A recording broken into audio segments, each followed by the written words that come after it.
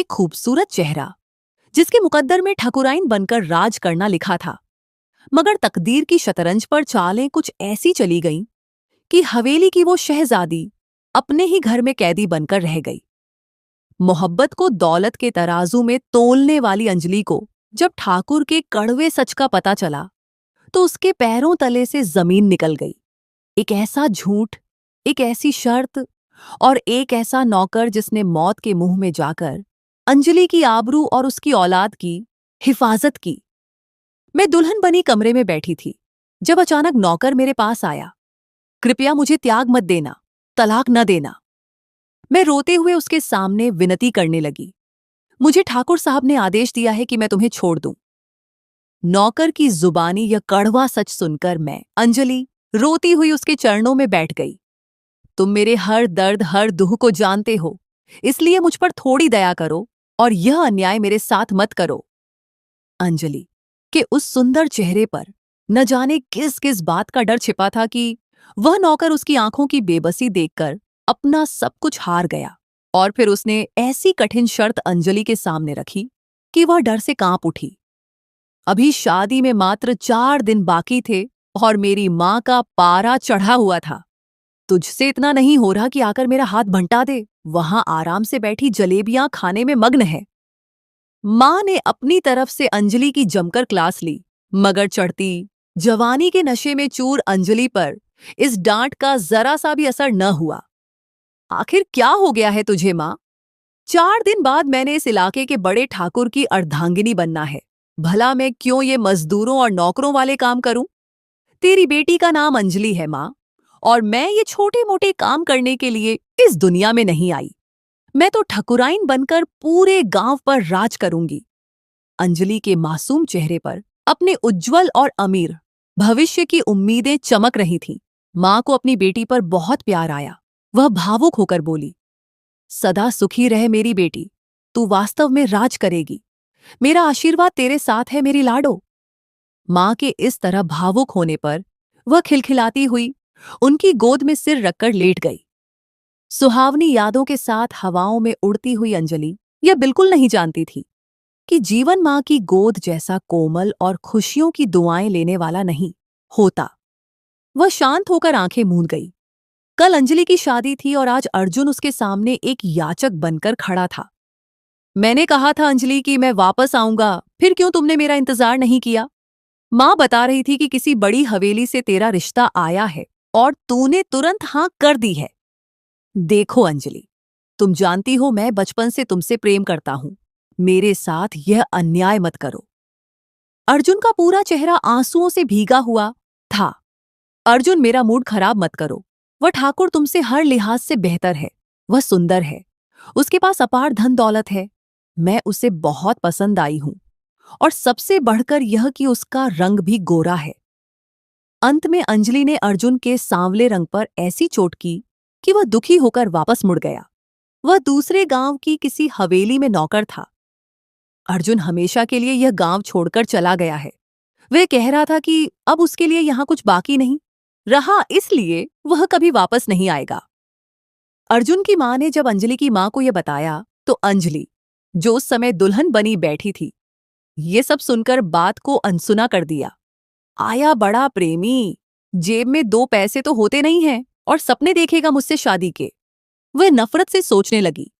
अर्जुन मेरा भाई था जिसे मैं पसंद भी करती थी, मगर जब से हवेली से रिश्ता आया था यह पुराना किस्सा जैसे दफन हो गया था। मैं एक सांवले व्यक्ति से शादी कैसे कर सकती थी? मैं खुद इतनी सुंदर हूं और वह, मुझे तो लगता है उसने कभी खुद को आईने में नहीं देखा होगा।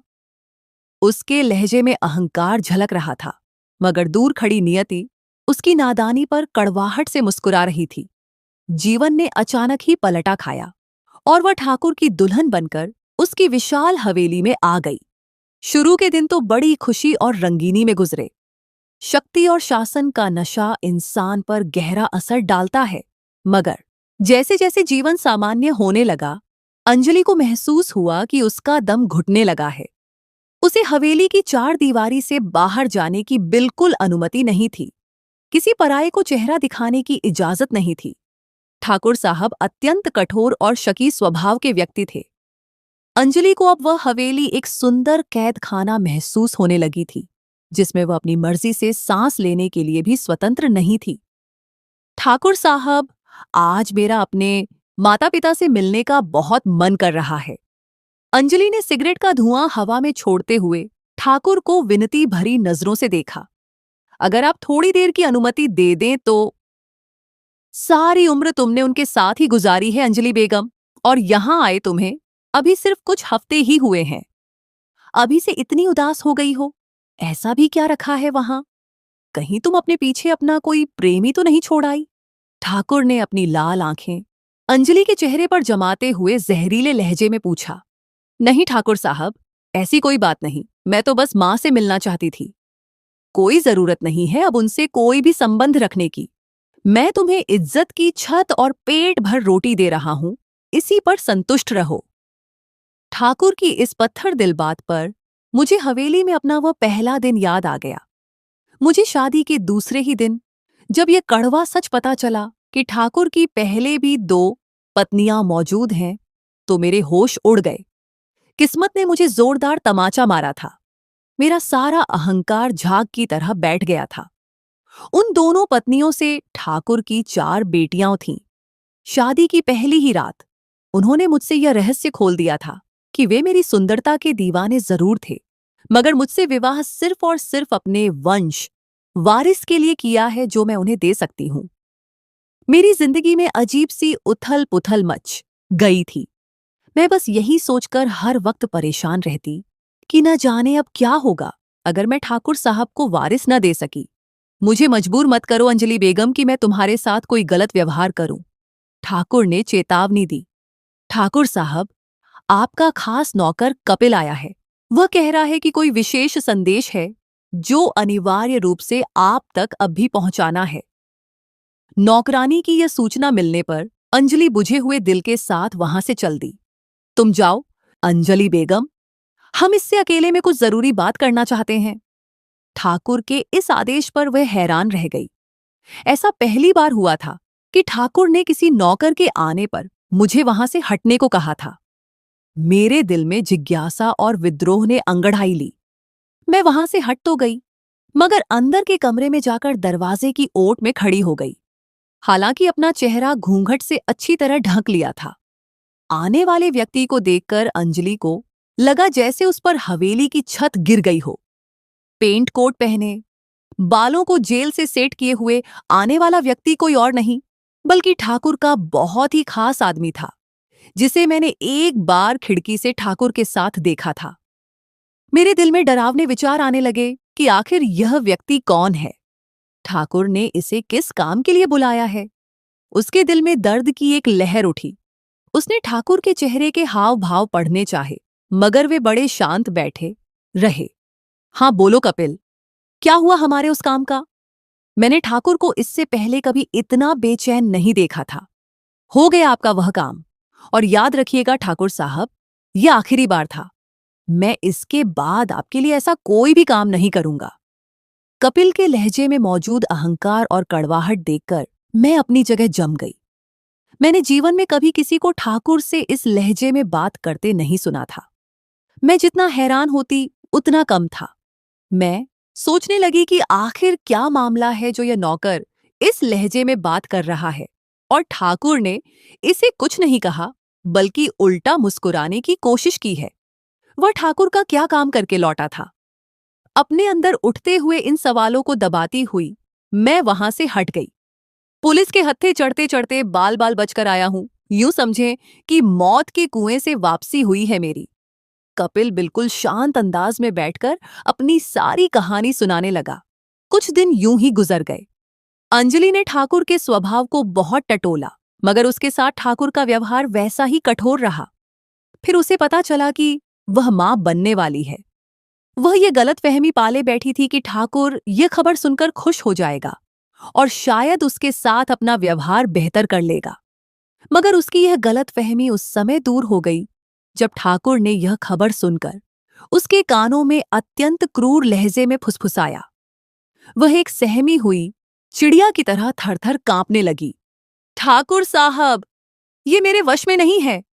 उसने एक सूखे पत्ते की तरह कांपते हुए अपनी सफाई देनी चाहिए। बस! ठाकुर एकदम दहाड़ते हुए शेर की तरह ऊंची आवाज में चिल्लाया। मैं इस मामले में जरा भी नरमी नहीं बरतूंगा। जो मैंने कह दिया है, अगर उस पर अक्षरशः पालन न हुआ तो मैं तुम्हें जीवित नहीं छोड़ूंगा। वह इतनी बड़ी धमकी सुनकर बिल्कुल सुन्न पड़ गई। सारा जोश, सारी खुशियां कहीं बहुत पीछे छूट गए थे। उसका दिल बुरी तरह सहम गया था। वह सोचने लगी कि वह कैसे यह सब कह सकते हैं। क्या उनके सीने में दिल नहीं है? इतना पत्थर दिल तो कोई भी नहीं होता। अंजलि, मैं तुझे रानी बनाकर रखूंगा। अर्जुन की अतीत में कही हुई ये बात जैसे ही उसे याद आई, वह फूट फूट कर रोने लगी। अब उसे तीव्रता से एहसास हो रहा था कि उसने बाहरी सुंदरता और धन को महत्व देकर जीवन का कितना घाटे का सौदा किया था। काफी देर तक आंसू बहाने के बाद वह अपने दिल में एक पक्का इरादा करते हुए शांत तो हो गई थी, मगर दिल के किसी अनजान कोने में ठाकुर का डर एक नागिन की तरह कुंडली मारे बैठा था। वह नहीं जानती थी कि आगे क्या होने वाला है। क्या वह ठाकुर को मना पाएगी? और अगर वह उससे मना न सकी तो वह उसका क्या हाल करेंगे? वह यही सब सोचते सोचते सो गई। अगले कई दिनों तक वह अपनी योजना पर काम करने के बहाने तलाशती रही। उसने कई बार नौकर से बात करने की कोशिश की, उसे कुछ बताना चाहा, मगर अवसर नहीं मिल पा रहा था। निरंतर डर और मानसिक तनाव ने उसके स्वास्थ्य पर बहुत बुरा प्रभाव डाला और वह बीमार रहने लगी। ठाकुर ने उसे शहर की महिला डॉक्टर के पास जाकर जांच करवाने की अनुमति तो दे दी, मगर जो खबर उस डॉक्टर ने उसे सुनाई थी, उसने अंजलि की रूह निकाल दी थी। भागने के सारे रास्ते अब बंद हो चुके थे। वह ठाकुर को वह खुशी नहीं दे सकती थी जिसकी वह इच्छा रखते थे। वह क्लिनिक पर ही ढाड़े मारकर रोने लगी। डॉक्टर ने उसे तनाव लेने से मना किया था, मगर इस मामले में वह पूरी तरह बेबस हो चुकी थी। वह चाहकर भी इस परेशानी को अपने दिमाग से नहीं निकाल सकती थी, और अब तो मामला ही बिल्कुल उलट हो गया था। वह जो एक धुंधली सी उम्मीद थी, वह भी टूट गई थी। उसने ढेर सारे नोट देकर महिला डॉक्टर के सामने हाथ जोड़े कि वह अपना मुंह बंद रखे और यह खबर ठाकुर तक न पहुंचे, मगर होने को तो कुछ और ही मंजूर था। दिन बहुत ही धीमी गति के साथ गुजर रहे थे। आखिर किस चीज की कमी है तुम्हें इस हवेली में, अंजलि बेगम? किस बात का रोग लगाकर बैठ गई हो जो हमारे वारिस की भी परवाह नहीं कर रही? मेरी एक बात कान खोलकर सुन लो। तुम्हारे अगर खुद मरने के इरादे हैं तो बेशक मर जाना, मगर हमारे वारिस को कुछ नहीं होना चाहिए, वरना मैं तुम्हें कब्र से निकालकर भी इस बात का हिसाब लूंगा। वारिस का नाम सुनकर अंजलि के दिल में दर्द की एक लहर उठी। अरे तुम तो हमारा आभार व्यक्त करो कि पहले कैसी गरीबी और फाकों वाली जिंदगी जी रही थी, और अब यहां हर चीज की भरमार है। तुम बाद में कोई इच्छा जुबान पर लाती हो, हम उसे पहले ही पूरा कर देते हैं, फिर भी न जाने तुम क्या चाहती हो। आखिर किस बात की कसक है तुम्हारे इस दिल में? क्या चीज तुम्हें शांति से जीने नहीं दे रही? अंजलि ने शिकायत भरी नजरों से उस बेरहम इंसान को देखा, जो खुद खंजर मारकर पूछ रहा था कि क्या तुम्हें दर्द हो रहा है। अंजलि को उस समय और कोई समाधान नहीं सूझा। ठीक है, मेरा नौकर तुम्हें तुम्हारी मां के घर छोड़ आएगा, मगर कल ही वापस आ जाना। ठाकुर ने केवल संतान के लालच में यह थोड़ी सी छूट दे दी, मगर वह यह नहीं जानता था कि जो रोग उसकी अपनी आत्मा को लग चुका है, वह अब ऐसी छोटी मोटी दया का मोहताज नहीं रहा। ठाकुर का इतना कहना था कि अंजलि को लगा जैसे उसमें दोबारा जान पड़ गई हो। आपका बहुत बहुत धन्यवाद ठाकुर साहब। वह धीरे से यह कहती हुई तैयार होने चली गई, मगर उस समय उसकी हैरानी की सीमा न रही जब ठाकुर ने कपिल को आदेश दिया कि वह खुद अंजलि को उसकी मां के घर छोड़कर आए। चलिए बीवी जी। कपिल की नजरों में अंजलि के लिए सम्मान के सिवा कोई दूसरा एहसास नहीं था। अंजलि को उन आंखों में अपने लिए इज्जत देखने की अब आदत हो चुकी थी। उसका दिल कटकर रह गया। अपने आंसू पीती हुई वह गाड़ी की पिछली सीट पर जा बैठी। जैसे ही गाड़ी गांव की सीमा से बाहर निकली, अंजलि बेगम अचानक बोल पड़ी, गाड़ी रोको कपिल। और मैं सीधा अर्जुन के घर की तरफ चल पड़ी। वह नौकर मुझे रोकने की कोशिश करता रहा, मगर आज मैं अपने अंदर भरी सारी भड़ास निकाल देना चाहती थी। मैं जैसे ही घर के अंदर दाखिल हुई, सामने ही चारपाई पर अर्जुन किसी लाचार मरीज की तरह पड़ा था। मैं उसे इस हाल में देखकर फूट फूट कर रोने लगी। जब उसने नजर उठाकर मेरी तरफ देखा, तो वह मेरी आवाज सुनकर ही कुछ ऐसा पत्थर का हो गया था कि जैसे अब कभी हिल भी नहीं सकेगा। काश, काश यह सब असंभव हो, मेरे कानों का कोई भ्रम हो। अर्जुन बड़बड़ाया। अंजलि ने अपने चेहरे से घूंघट हटाकर अर्जुन की जैसे बोलती ही बंद कर दी थी। क्या तुमने उस अत्याचारी ठाकुर से विवाह करने के लिए मुझे ठुकराया था? हैरानी की तीव्रता से अर्जुन की आवाज कांप रही थी। मुझे तो विश्वास ही नहीं आ रहा अंजलि कि तुम एक ऐसे इंसान की पत्नी हो जो। अर्जुन ने बड़ी ही मुश्किल से अपनी जुबान को लगाम दी। आखिर क्या अर्जुन? क्या है मेरा पति? बताओ मुझे। अंजलि को महसूस हुआ कि अब अगर उसे कोई भी और दुख मिला तो उसका दिल फट जाएगा, मगर फिर भी वह सब जानना चाहती थी। पहले तुम यह बताओ कि तुम घर क्यों जा रही हो? इतने लंबे समय के बाद अब कैसे तुम्हें अपने माता पिता की याद आ गई? अर्जुन ने तुरंत बात का रुख बदल दिया। जवाब में अंजलि ने उसे सारा सच बता दिया और अपनी उस गुप्त योजना से भी अवगत करा दिया कि उसे ठाकुर से ज्यादा अपनी संतान की जिंदगी प्यारी है। अर्जुन के दिल को एक गहरा धक्का लगा। वह बड़े धैर्य के साथ बैठा रहा। फिर उसने अंजलि को यह पूर्ण आश्वासन दिया कि वह अपनी आखिरी सांस तक उसका साथ निभाएगा, क्योंकि वह अंजलि को यूं बर्बाद होते हुए हरगिज नहीं देख सकता था। अर्जुन ने हिम्मत करके कपिल से कहा कि वह मेरी मदद करे। कपिल तो जैसे पहले ही किसी के रास्ता दिखाने के इंतजार में बैठा था। उसने तुरंत सहमति दे दी। अंजलि कृतज्ञ नजरों से उसे देखने लगी। जैसे ही ठाकुर को इन सबके बारे में पता चला, वह आपे से बाहर होकर भागा भागा वहां गांव के दूसरे हिस्से में पहुंच गया। अर्जुन ठाकुर को अचानक सामने देखकर चौंक गया, मगर अंजलि की स्थिति तो बहुत खराब थी। वह ठाकुर का सामना करने की न हिम्मत रखती थी और न ही उसमें इतनी शक्ति थी। ठाकुर ने गुस्से में आकर कपिल को बेतहाशा पीटा। वह शांति से सारा अत्याचार सहता रहा। जब ठाकुर मारते मारते थक गया, तो कपिल पहली बार गरज कर बोला, मैं अब अंजलि को तुम्हारे साथ कभी वापस नहीं जाने दूंगा। ठाकुर एक बार फिर उसे जंगली तरीके से मारने लगा। तू होता कौन है मुझे रोकने वाला? वह मेरी पत्नी है, विवाहिता है मेरी। अंजलि जब कपिल को बचाने के लिए तड़प कर बाहर आई, तो ठाकुर खूंखार नजरों से उसकी तरफ बढ़ा। ठाकुर साहब, अगर आपने अब मुझे हाथ भी लगाया तो मैं इसी समय अपनी जान दे दूंगी और आपके इस बेटे को, आपकी रियासत के इस वारिस को कभी इस दुनिया में नहीं आने दूंगी। अंजलि के इस निडर लहजे से ज्यादा इस खबर ने ठाकुर के कदमों को जंजीर पहना दी थी। आखिर क्या कहा तुमने, बेटा?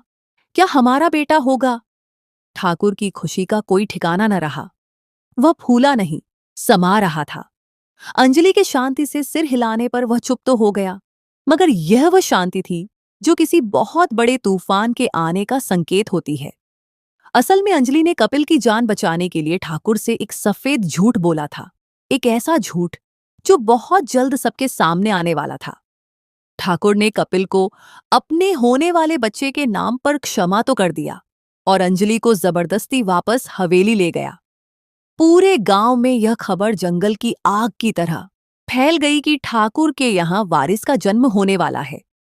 मगर जब बेटी पैदा हुई, तो अंजलि ने फिर से उसी महिला डॉक्टर को नोटों की गड्डी थमाई और उसे सख्ती से हिदायत दी कि वह सबको यही बताए कि बच्चा मृत पैदा हुआ था। उसकी हालत बहुत नाजुक थी, इसलिए उसका पति उसे दफन करके आ गया है। और फिर अपने ममता भरे दिल पर पत्थर रखकर अंजलि ने अपनी वो मासूम कली उस नर्स के हवाले कर दी। कपिल इस सारे गुप्त मामले से परिचित था।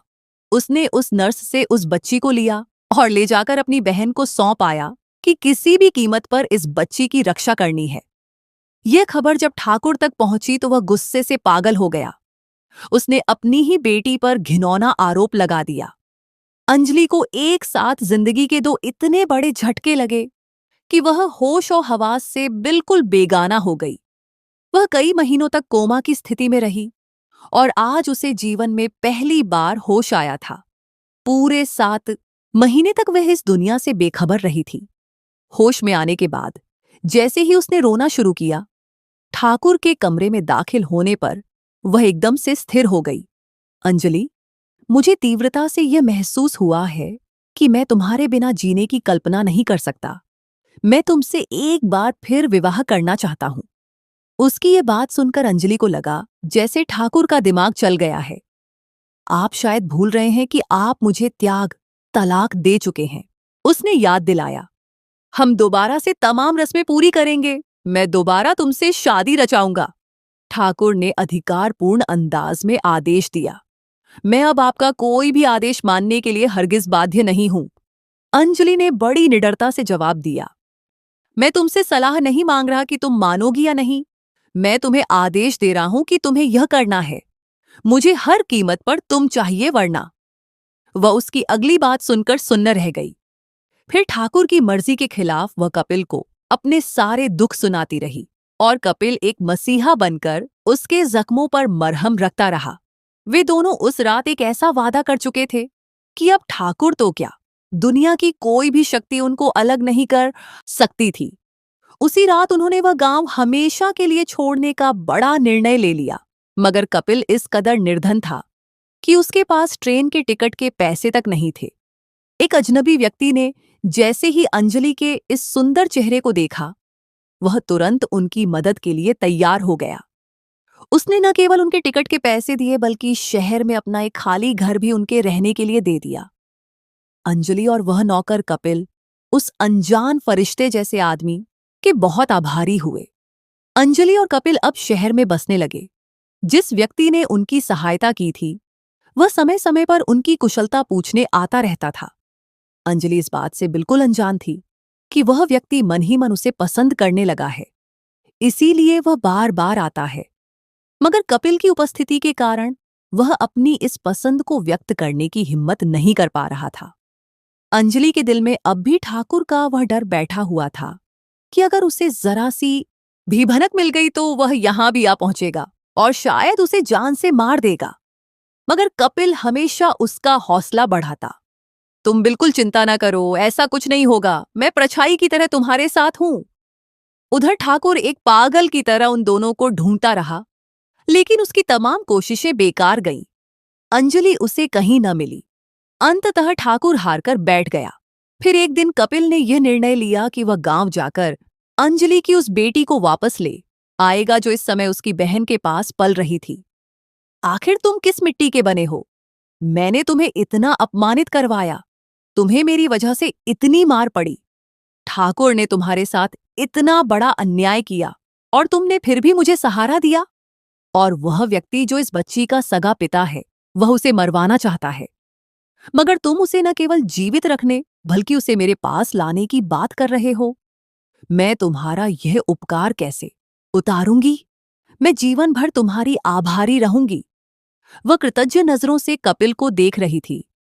बीवी जी, इस तरह कहकर मुझे शर्मिंदा न करें। बेटियां तो ईश्वर की दी हुई कृपा होती हैं। कोई बहुत बड़ा अभागा ही ऐसा होगा जो ईश्वर की इस कृपा से मुंह मोड़ेगा। मैं तो ऐसा सोचने की सपने में भी कल्पना नहीं कर सकता। मैं इस बच्ची को कभी भी उसके पिता की कमी का एहसास नहीं होने दूंगा।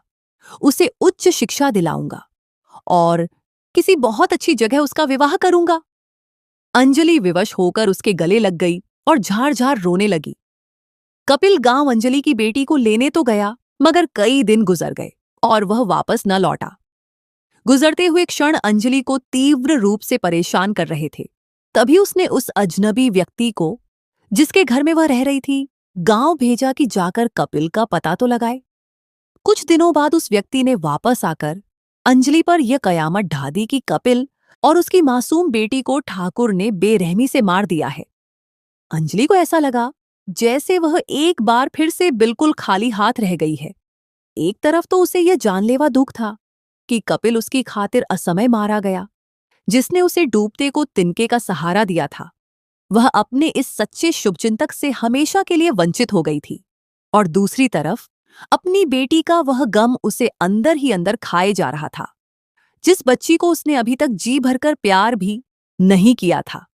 वह सोचने लगी कि ठाकुर कितना बड़ा अत्याचारी है, जिसने उस नन्ही सी जान को भी क्षमा नहीं किया।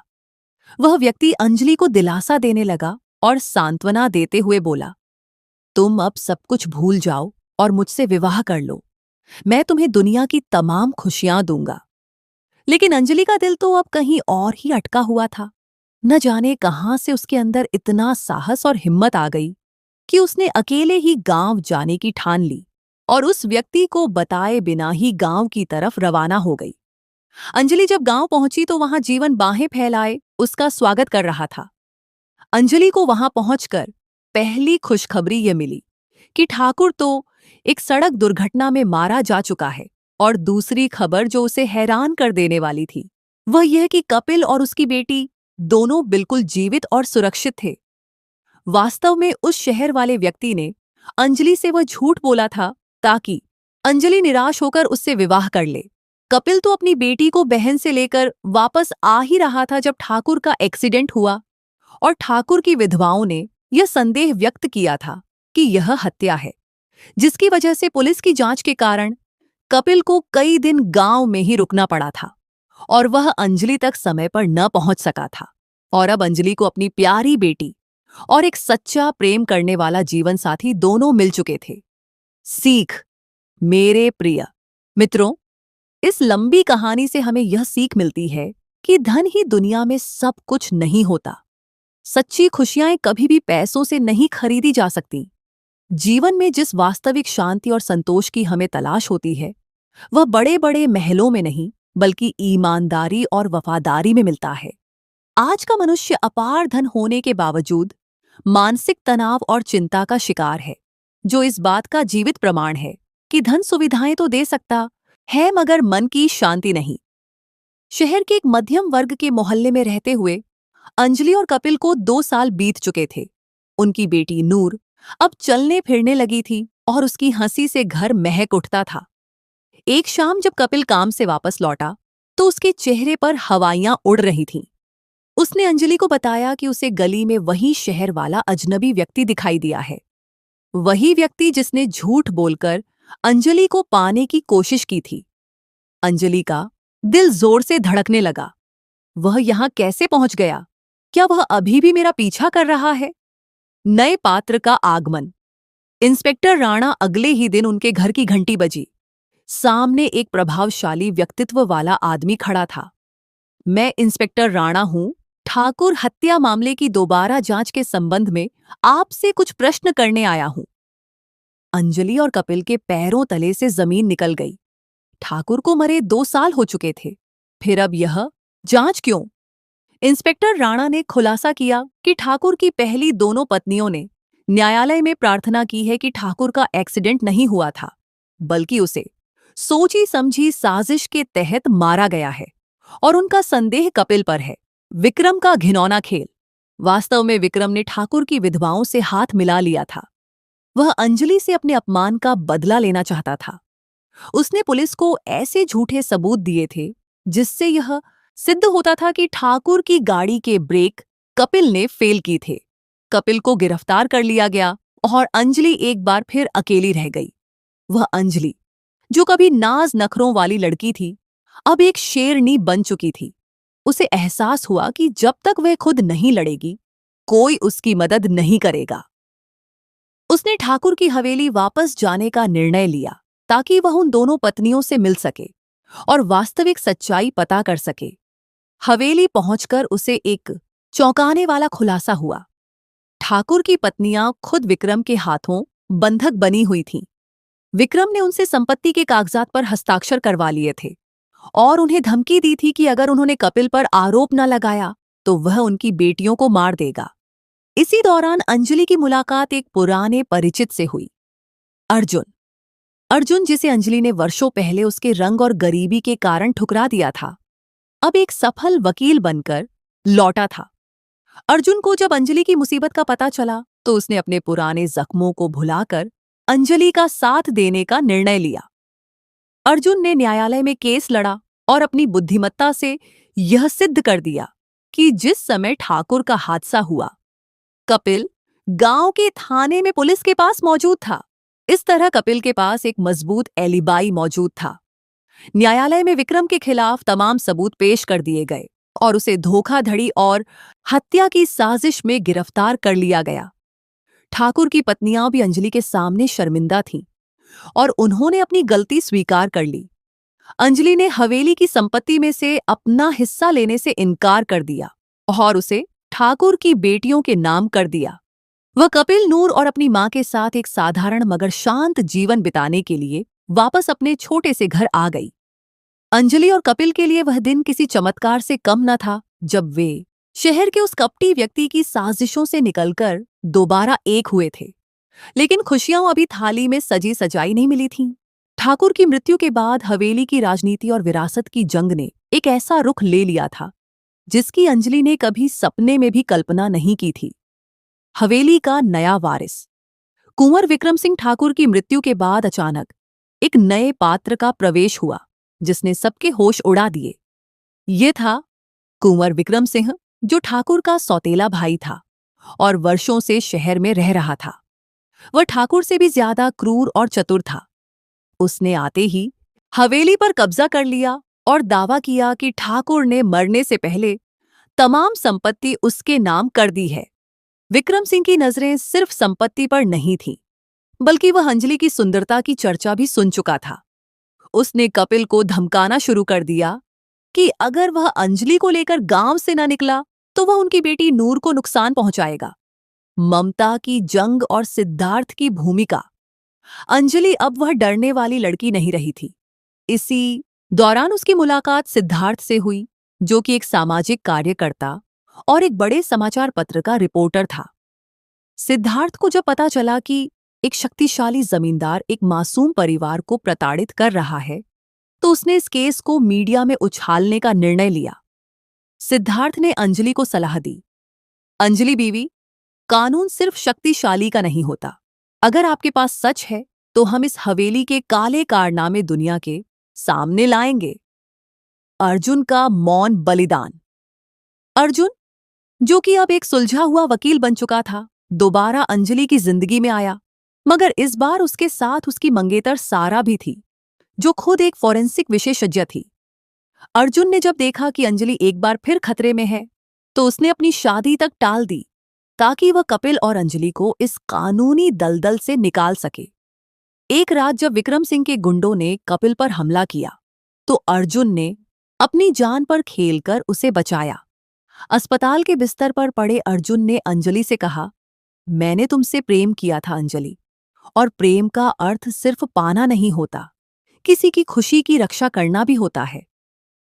कहानी में सबसे बड़ा मोड़ तब आया जब अंजलि को हवेली के एक पुराने नौकर बाबा खैरू ने बताया कि ठाकुर का एक्सीडेंट महज इत्तेफाक नहीं था, बल्कि विक्रम सिंह ने गाड़ी के साथ छेड़छाड़ की थी। बाबा खैरू के पास वह गुप्त डायरी थी जिसमें ठाकुर ने अपने जीवन के अंतिम दिनों के डर लिखे थे। अंजलि, कपिल और सिद्धार्थ ने मिलकर एक खतरनाक मिशन की शुरुआत की। वे आधी रात को हवेली के उस तहखाने में दाखिल हुए जहां विक्रम सिंह ने अवैध हथियार और ठाकुर के असली वसीयतनामा को छिपा रखा था। तहखाने में अंजलि का सामना सीधे विक्रम सिंह से हुआ। पिस्तौल की नोक पर खड़ी अंजलि ने वह साहस दिखाया जो वर्षों पहले उसमें नहीं था। उसने विक्रम सिंह को बातों में उलझाया, जबकि सिद्धार्थ ने गुप्त कैमरे से सब कुछ लाइव रिकॉर्ड कर लिया। पुलिस ने समय पर छापा मारा और विक्रम सिंह रंगे हाथों पकड़ा गया। अर्जुन ने न्यायालय में वे तमाम सबूत पेश किए जिनसे सिद्ध हुआ कि ठाकुर की असली वारिस उसकी बेटियां और अंजलि की बेटी हैं। सब कुछ ठीक होने के बाद ठाकुर की पहली दोनों पत्नियों ने अंजलि से माफी मांगी। उन्होंने अंजलि को हवेली में रहने का प्रस्ताव दिया, लेकिन अंजलि ने जो उत्तर दिया वह उसके बदले हुए व्यक्तित्व का प्रतिबिंब था। मुझे यह महल, यह धन और यह रोब नहीं चाहिए। मैंने सीख लिया है कि शांति महलों में नहीं, सच्चे प्रेम और मेहनत की रोटी में है। मैं कपिल और अपनी बेटी के साथ उसी छोटे से घर में खुश हूं जहां हम एक दूसरे के लिए जी सके। अंजलि ने हवेली का एक बड़ा हिस्सा अनाथ बच्चों के स्कूल के लिए दान कर दिया और खुद कपिल के साथ एक साधारण मगर गरिमापूर्ण जीवन बिताने लगी। अर्जुन और सारा की शादी में अंजलि ने बढ़ चढ़कर हिस्सा लिया और आज उसे महसूस हो रहा था कि उसका रंग या गरीबी नहीं, बल्कि उसका साहस ही उसकी असली सुंदरता है। प्रतिशोध की आग और हवेली के काले साए। अंजलि और कपिल को लगा था कि ठाकुर की मृत्यु और विक्रम सिंह की गिरफ्तारी के बाद सब समाप्त हो गया।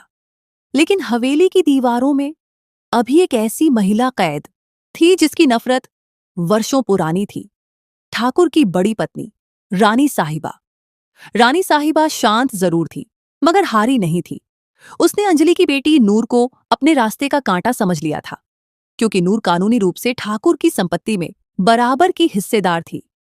रानी साहिबा ने जेल से एक खतरनाक अपराधी कालाराम को छुड़वाया, जिसका काम ही लोगों को गायब करना था। कालाराम ने एक रात अंजलि के घर पर हमला किया, लेकिन उसका उद्देश्य नूर को मारना नहीं, बल्कि उसे अगवा करके किसी अनजान जगह पहुंचाना था, ताकि अंजलि को तड़पाया जा सके। जब कपिल और अंजलि अपनी बेटी की तलाश में दर दर भटक रहे थे, उनकी मुलाकात एक बंजारे देवा से हुई। देवा एक कुशल खोजी था जो जंगलों और वीराने के रास्ते जानता था। उसका अपना अतीत भी ठाकुर के परिवार से जुड़ा हुआ था। देवा ने खुलासा किया, अंजलि बीवी, आपकी बेटी इस समय काली पहाड़ी के उस पार एक पुराने किले में है, जहां रानी साहिबा ने उसे कैद कर रखा है। देवा का पात्र कहानी में एक रक्षक के रूप में उभरा। उधर शहर में अर्जुन और सिद्धार्थ ने मिलकर रानी साहिबा के बैंक खातों और कॉल रिकॉर्ड्स की जांच शुरू की। उन्हें पता चला कि रानी साहिबा ने वर्षों से ठाकुर को धीरे धीरे झाड़ दिया था, ताकि वह उसकी बुद्धि पर नियंत्रण पा सके। सिद्धार्थ ने एक गुप्त कैमरा रानी साहिबा के कमरे में लगवा दिया, जिससे उनकी तमाम साजिशें रिकॉर्ड होने लगीं। अंजलि, कपिल और देवा काली पहाड़ी के किले पहुंचे। वहां कालाराम और उसके सशस्त्र गुंडों ने उन्हें घेर लिया। यह पहला अवसर था जब कपिल ने अपनी शराफत का चोगा उतारकर एक योद्धा का रूप धारण किया। कपिल और देवा ने गुंडों का मुकाबला किया, जबकि अंजलि छिपते छिपाते उस कमरे तक पहुंच गई जहां नूर को रखा गया था। वहां उसका सामना रानी साहिबा से हुआ, जो हाथ में मशाल लिए खड़ी थी और पूरे किले को आग लगाने की धमकी दे रही थी। रानी साहिबा ने चिल्लाते हुए कहा, अंजलि, तुम समझती हो कि तुम ठाकुर की तीसरी पत्नी हो? नहीं, ठाकुर ने तुम्हारी मां से भी पहले एक शादी की थी, जिससे एक बेटा पैदा हुआ था, जिसे ठाकुर ने अवैध घोषित करके निकाल दिया था। वह बेटा कोई और नहीं बल्कि देवा था। देवा यह सुनकर दंग रह गया कि वह उसी परिवार का खून है जिससे वह नफरत करता था। इस खुलासे ने लड़ाई का रुख बदल दिया। देवा ने रानी साहिबा के हाथ से मशाल छीन ली और अपनी छोटी बहन को बचा लिया। पुलिस सिद्धार्थ की दी गई वीडियो रिकॉर्डिंग के आधार पर किले तक पहुंच गई। रानी साहिबा और कालाराम को गिरफ्तार कर लिया गया। देवा ने अपनी विरासत का दावा करने के बजाय सब कुछ अपनी बहनों और नूर के नाम कर दिया और खुद दोबारा अपनी स्वतंत्र जिंदगी में लौट गया। अंजलि ने अब निर्णय लिया कि वह इस गांव और शहर की सीमाओं से बहुत दूर किसी ऐसी जगह जाएगी जहां सिर्फ शांति हो।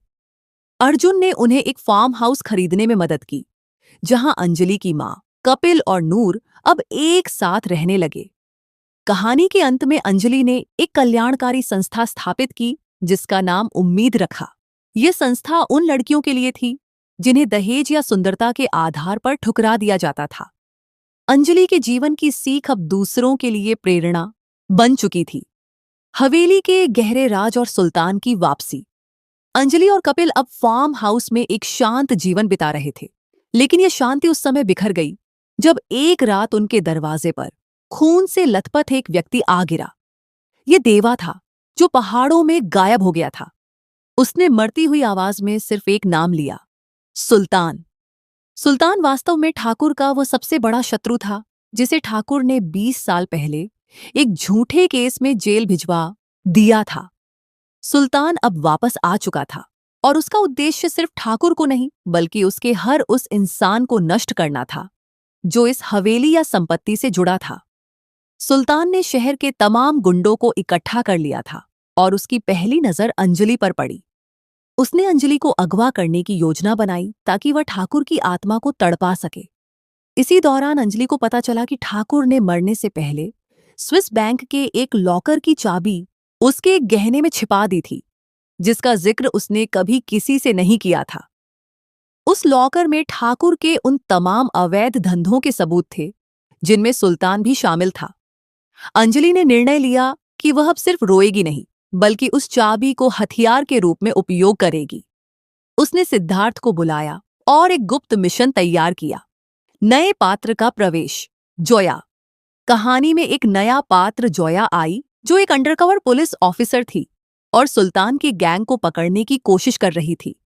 जोया ने अंजलि के फार्म हाउस में एक नौकरानी का रूप धारण करके शरण ली, ताकि वह अंजलि की रक्षा कर सके और सुल्तान तक पहुंच सके। जोया ने अंजलि को आत्मरक्षा और हथियार चलाना सिखाया। अंजलि, शत्रु शक्तिशाली है, लेकिन तुम्हारा साहस उससे बड़ा है। जोया ने उसे प्रोत्साहित किया। अर्जुन, जो अभी तक अंजलि का शुभचिंतक था, उसने सुल्तान के पास जाकर यह झूठ बोला कि वह अंजलि से बदला लेना चाहता है, क्योंकि उसने अर्जुन का दिल तोड़ा था। सुल्तान ने अर्जुन पर विश्वास कर लिया और उसे अपना वकील बना लिया। अर्जुन वास्तव में अंदर रहकर सुल्तान की जड़ों को खोखला कर रहा था, लेकिन सुल्तान बहुत चतुर था। उसने अर्जुन की परीक्षा लेने के लिए उसे आदेश दिया, अगर तुम सच्चे हो तो अंजलि की बेटी नूर को मेरे पास लेकर आओ। अर्जुन अब एक ऐसी आग में फंस गया था जहां से निकलना असंभव लग रहा था। सुल्तान ने अंजलि को संदेश भेजा कि अगर वह सबूत लेकर हवेली नहीं आई तो वह अर्जुन और कपिल दोनों को मार देगा। अंजलि, जोया और देवा ने मिलकर हवेली पर हमला किया। वह रात एक कयामत की रात थी। एक तरफ सुल्तान का अहंकार था और दूसरी तरफ अंजलि का अपनी ममता और सुहाग को बचाने का जुनून। वह मोड़ जिसने सब कुछ बदल दिया। जब अंजलि सुल्तान के सामने पहुंची तो सुल्तान ने एक बड़ा खुलासा किया। अंजलि, तुम समझती हो कि कपिल एक गरीब नौकर है? नहीं, कपिल वास्तव में मेरे भाई का बेटा है, जिसे ठाकुर ने बचपन में अगवा करके अपना नौकर बना लिया था, ताकि वह हमसे बदला ले सके। यह सुनकर अंजलि और कपिल दोनों के पैरों तले से जमीन निकल गई। कपिल, जिसने सारी जिंदगी ठाकुर की गुलामी की, वास्तव में उसके सबसे बड़े दुश्मन का भतीजा था। इस खुलासे ने कपिल के अंदर की नफरत को एक ज्वालामुखी बना दिया। कपिल ने जंजीरें तोड़ दीं और सुल्तान पर झपट पड़ा, मगर अंजलि ने उसे रोक दिया। नहीं कपिल, अगर तुमने इसे मारा तो तुम में और ठाकुर में कोई अंतर नहीं रहेगा। इसे कानून के हवाले करो। जोया और उसकी टीम ने मौके पर पहुंचकर सुल्तान और उसके गैंग को गिरफ्तार कर लिया। अर्जुन की बहादुरी के कारण तमाम सबूत मिल गए और हवेली की संपत्ति को सरकार ने अपनी कस्टडी में लेकर उसे एक बड़े अस्पताल और अनाथालय में बदलने का आदेश दे दिया। अंजलि, कपिल, नूर और देवा अब एक परिवार की तरह रहने लगे। कपिल को अपनी वास्तविक पहचान मिल गई थी, लेकिन उसने सुल्तान की दौलत ठुकरा दी और अपनी मेहनत की जिंदगी को प्राथमिकता दी। अर्जुन ने अपनी मंगेतर सारा के साथ शहर छोड़ दिया, मगर जाते हुए उसने अंजलि को एक पत्र लिखा। तुमने सिद्ध कर दिया कि एक महिला अगर ठान ले तो वह भाग्य के लिखे को भी बदल सकती है।